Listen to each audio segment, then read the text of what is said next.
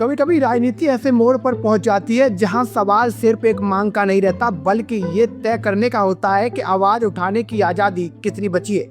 और इस बार विवाद का केंद्र बने हैं ज्योतिष पीठ के शंकराचार्य स्वामी अभिमुक्तेश्वरानंद सरस्वती, जो गाय को राष्ट्रीय पशु घोषित करने की मांग को लेकर धरने पर बैठ गए हैं। लेकिन दोस्तों, धरने से ज्यादा चर्चा उस पर लगी शर्तों की हो रही है, और इसी ने उत्तर प्रदेश की राजनीति में एक नया तूफान खड़ा किया है। दरअसल लखनऊ में प्रस्तावित इस धरने को प्रशासन ने अनुमति तो दे दी, लेकिन साथ ही करीब 2 दर्जन शर्तों की लंबी सूची भी थमा दी। दोस्तों, प्रशासन का कहना है कि ये कदम कानून व्यवस्था बनाए रखने के लिए उठाया गया है, मगर समर्थकों का आरोप है कि इतनी शर्तें लगा दी गई हैं कि धरना देना ही मुश्किल हो जाए।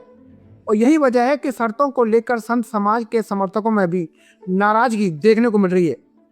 कई लोगों का कहना है कि अगर शांतिपूर्ण तरीके से अपनी बात रखने के लिए भी इतनी बंदिशें लगाई जाएंगी तो फिर लोकतांत्रिक अधिकारों का क्या मतलब रह जाएगा।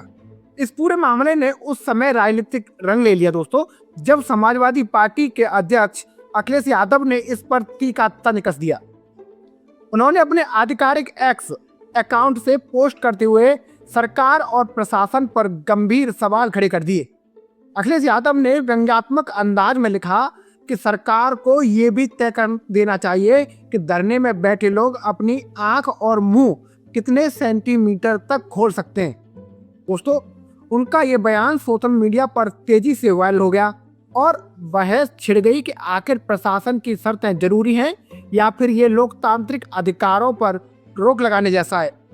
और अखिलेश यादव ने अपने पोस्ट में आगे लिखा, जब किसी को कोई बात हाथा नहीं भाता तो वह शर्तों का अंबा लगा देता है। उन्होंने बीजेपी सरकार पर सीधा हमला बोलते हुए कहा कि अगर बीजेपी सनातन का सम्मान नहीं कर सकती तो कम से कम उसका अपमान भी नहीं करना चाहिए। सपा प्रमुख ने यह भी आरोप लगाया दोस्तों कि उत्तर प्रदेश की सरकार एक समाज विशेष के सम्मान को ठेस पहुंचा रही है, और उनके मुताबिक बीजेपी सरकार में मंत्री, सांसद, विधायक या अन्य जनप्रतिनिधि भी इस मुद्दे पर अपने समाज से नजरें चुरा रहे हैं। दोस्तों, इसके अलावा अखिलेश यादव ने अपने बयान में और भी तीखा हमला करते हुए कहा कि जो लोग बीजेपी की ध्यान दो दोस्तों उन्होंने कहा कि जो लोग बीजेपी की भट्टी पर अपने स्वास्थ्य की रोटी सेक रहे हैं वे अपने ही समाज में सम्मान खो चुके हैं। उन्होंने दावा किया है कि आने वाले चुनाव में जनता ऐसे लोगों को सबक जरूर सिखाएगी। इतना ही नहीं दोस्तों, सपा प्रमुख ने इस मुद्दे को कोविड नियमों से भी जोड़ दिया। उन्होंने सवाल उठाया, क्या कोविड-19 अभी भी चल रहा है? अगर ऐसा है तो सरकार बताए कि उसकी किस बैठक या बीजेपी के किस कार्यक्रम में आखिरी बार इन नियमों का पालन किया गया था। उन्होंने ये भी पूछा सरकार से, क्या बीजेपी नेताओं की बड़ी बड़ी बैठकों और कार्यक्रमों में भी यही नियम लागू होते या फिर ये नियम सिर्फ विरोध प्रदर्शन करने वालों के लिए ही बनाए गए हैं। दोस्तों, अखिलेश यादव ने यह भी कहा कि अतार्किक बंदिशें लगाना कमजोर सत्ता की पहचान होती है। उन्होंने पूरे मामले को निंदनीय और घोर आपत्तिजनक बताया। तो भाई दोस्तों, दूसरी ओर ज्योतिष पीठ के शंकराचार्य ने एक और बयान दे दिया। उन्होंने कहा कि मैं अपने रुख पर कायम हूं। उनका कहना है कि गाय को राष्ट्रीय पशु घोषित करने की मांग कोई नई नहीं है, ये मांग लंबे समय से उठती रही है। अब इस पर गंभीर चर्चा होना बहुत आवश्यक है। शंकराचार्य का मानना है कि भारतीय संस्कृति और सनातन परंपरा में गाय का विशेष ज्यादा महत्व है, इसलिए उन्हें लगता है कि देश में गाय को राष्ट्रीय पशु का दर्जा जरूर मिलना चाहिए। और इसी मांग को लेकर उन्होंने ये धरना शुरू किया है। और उनके समर्थकों का भी दोस्तों यही कहना है कि ये कोई राजनीतिक आंदोलन नहीं है, बल्कि सांप्रदायिक, सांस्कृतिक और धार्मिक भावनाओं से जुड़ा विषय है। उनका दावा है कि अगर सरकार इस मुद्दे पर गंभीरता से विचार करे तो ये देश की परंपरा और आस्था का सम्मान होगा।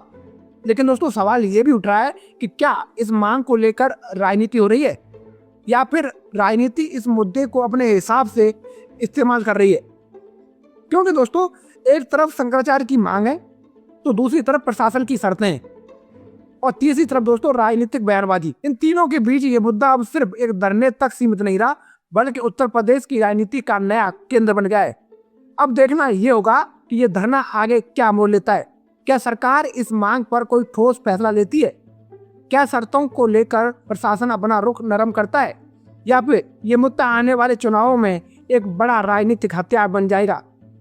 फिलहाल दोस्तों इतना तय है कि गाय को राष्ट्रीय पशु बनाने की मांग ने एक बार फिर धर्म और राजनीति और प्रशासन तीनों को एक ही मंच पर खड़ा कर दिया है। जब ये तीनों आमने सामने आते हैं तो बहस सिर्फ एक मुद्दे की नहीं रहती, बल्कि पूरे सिस्टम की हो जाती है। तो दोस्तों मैं था आपके साथ मुकेश उपाध्याय। अगर आपको ये मेरी जानकारी अच्छी लगी हो तो कमेंट बॉक्स में जरूर बताइएगा। जय हिंद, जय भारत।